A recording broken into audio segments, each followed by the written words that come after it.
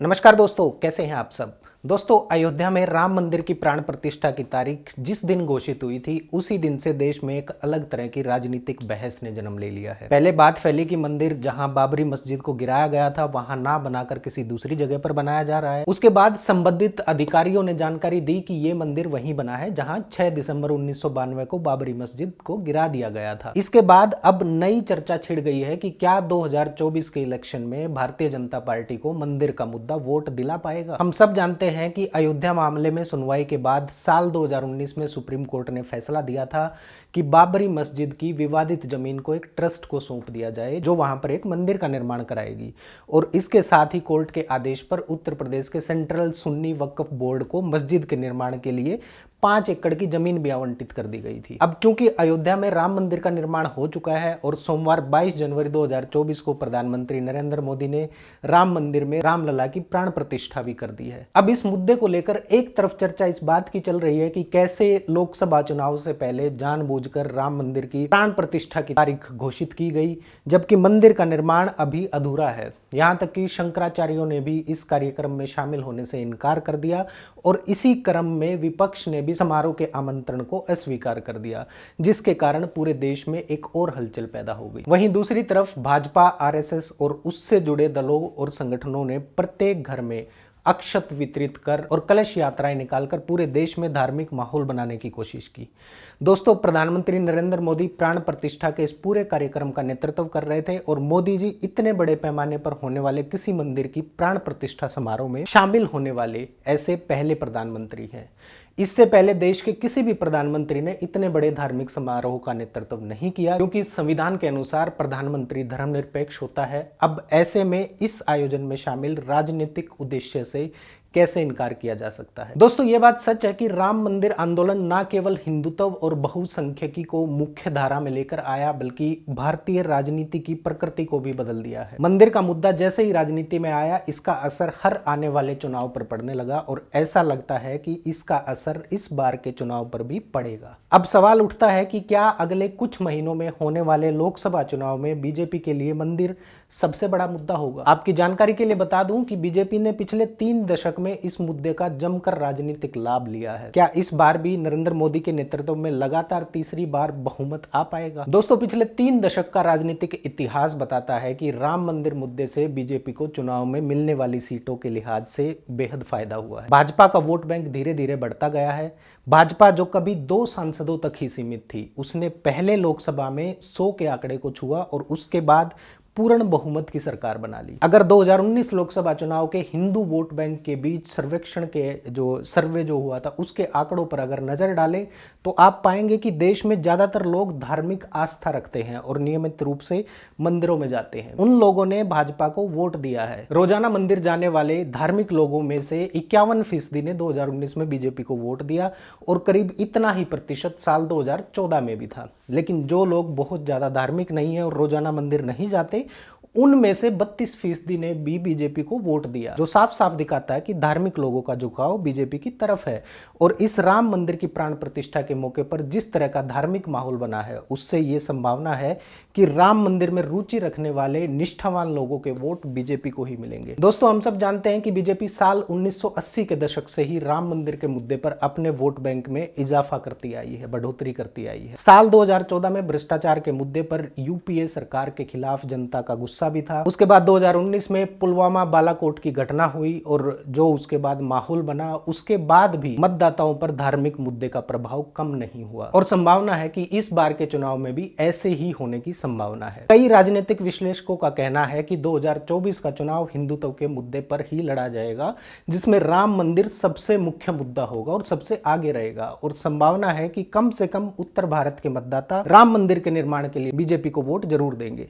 हालांकि बीजेपी के नेता लगातार कहते आ रहे हैं कि राम मंदिर का कार्यक्रम पूरी तरह से धर्म और आस्था से जुड़ा मामला है और इसमें कोई राजनीति नहीं है। लेकिन राम मंदिर का पूरा निर्माण जिस प्रकार से बीजेपी नेताओं ने अपने बैनर के नीचे संपन्न कराया है, लोगों पर इसका भावनात्मक प्रभाव देखने को जरूर मिलेगा, जिसका विपक्ष के पास कोई तोड़ नहीं होगा। आमतौर पर जब इस तरह का कोई बड़ा आंदोलन होता है जो देश के कोने कोने में पहुंच जाता है, तो जनमत एक दिशा में जाने लगता है, जिसका किसी न किसी तरह से प्रभाव जरूर पड़ता है। अयोध्या में राम मंदिर बनाने और राम जन्मभूमि आंदोलन में भाग लेने का वादा कर भाजपा ने इस मुद्दे को सालों तक जिंदा रखने का काम किया है। भाजपा भले ही मंदिर की प्राण प्रतिष्ठा के जरिए उन्हीं परिणामों को दोहराने का इरादा रखती है, लेकिन इतिहास हमें यह भी बताता है, याद दिलाता है कि कुछ धारणाएं जैसी सतह पर दिखाई देती हैं वो चुनाव के समय पे चुनावी क्षेत्र में बदल जाती हैं। यहां तक कि जब बाबरी मस्जिद को ध्वस्त किया गया था तब भी हर जगह यही धारणा थी कि हिंदू तो हर जगह हावी होगा और भाजपा हर जगह चुनाव जीतेगी। लेकिन उत्तर प्रदेश में मुलायम सिंह और काशीराम एक साथ आ गए और बीजेपी हार गई। इतना ही नहीं, बीजेपी उसके बाद भी कई चुनावों में सरकार नहीं बना सकी। कई सीनियर जर्नलिस्ट का मानना है कि बीजेपी को जो बहुमत मिलने की संभावना होगी राम मंदिर के प्रभाव में, उसमें ज्यादा से ज्यादा 10 से 20 सीटों की बढ़ोतरी हो सकती है। 10 से 20 सीटें जो हैं वो बढ़ सकती हैं। ऐसा नहीं है कि राम मंदिर ही बीजेपी को दोबारा से सत्ता में आने का एकमात्र कारण होगा कि राम मंदिर पे ही पूरी बीजेपी एकदम से सत्ता में आ जाएगी। आप एक ही प्रोडक्ट को बार बार नहीं बेच सकते। लोगों ने राम मंदिर के विचार को स्वीकार किया है जो कि अब तैयार है बनकर पूरा, और इसका अनुमान सभी को पहले से ही था, इसलिए बीजेपी को इसका कोई खास फायदा नहीं मिलेगा। लेकिन राम मंदिर को लेकर बने भावनात्मक माहौल का बीजेपी जरूर फायदा उठाएगी और यही राजनीति है। एक तरफ राम मंदिर की वजह से पूरा माहौल बना हुआ है तो वहीं दूसरी तरफ सवाल पूछा जा रहा है कि क्या हम एक बार फिर भारतीय राजनीति में मंडल बनाम कमंडल की लड़ाई शुरू हो जाएगी। आप लोगों को याद हो कि जब 80 के दशक में राम मंदिर का आंदोलन शुरू हुआ था और 90 के दशक में आंदोलन बेहद उग्र हो गया था, उस समय मंडल आयोग की सिफारिशें लागू की गई थी और ओबीसी समुदाय को आरक्षण दिया गया था, जिसके कारण पूरा पॉलिटिकल सिनेरियो बदल गया था, क्योंकि चुनावी राजनीति में धर्म और जाति सबसे मेजर फैक्टर होते हैं। अब सवाल यह है कि क्या इतिहास दोहराया जाएगा? क्या मंडल को रोक पाएगा कमंडल? आपकी जानकारी के लिए बता दूं कि कांग्रेस के नेतृत्व वाला विपक्षी दल गठबंधन इंडिया यही करने की कोशिश कर रहा है। राम मंदिर का मुद्दा सामने आते ही जाति जनगणना की बात जोर पकड़ने लग गई। हालांकि 1992-93 के बाद से 2024 तक पहुंचते पहुंचते समय और राजनीतिक हालात काफी बदल चुके हैं। पहचान की राजनीति समाज में धर्म और जाति की लड़ाई की प्रकृति में बदल गई है। इसके अलावा भाजपा की राजनीति भी अब कमंडल तक सीमित नहीं है, बल्कि उसने मंडल को भी जन्म दे दिया है। यानी कि बीजेपी पहले से ही सोशल इंजीनियरिंग की राजनीति कर रही है और मंडल वालों को भी अपने फेवर में कर लिया है। 2014 तक ओबीसी जो विशेष रूप से उत्तर भारत में खुद को भाजपा से दूर कर रहे थे और उनका एक अलग राजनीतिक एजेंडा था, उनका मंडल था, उनका कमंडल भी था। बेरोजगारी के साथ साथ और भी कई मुद्दे थे, लेकिन इसके बाद से राजनीति पूरी तरह से बदल गई। अब मंडल के खिलाफ कमंडल खड़ा करने की राजनीति बदल चुकी है, क्योंकि बीजेपी अब अति पिछड़ों से जुड़ गई है जो पहले मंडल का हिस्सा हुआ करता था, और इसका मुख्य कारण है बीजेपी की ओर से ग्रामीण इलाकों में गरीबों के लिए लाई गई कल्याण योजनाएं। ये योजनाएं उन्हें आर्थिक सहायता प्रदान करने के लिए थी, जिसके सहारे ये वर्ग भी बीजेपी के करीब आ गया। कुल मिलाकर ऐसा माना जा रहा है कि अब बीजेपी की राजनीति धर्म प्लस कल्याण जैसी हो गई है।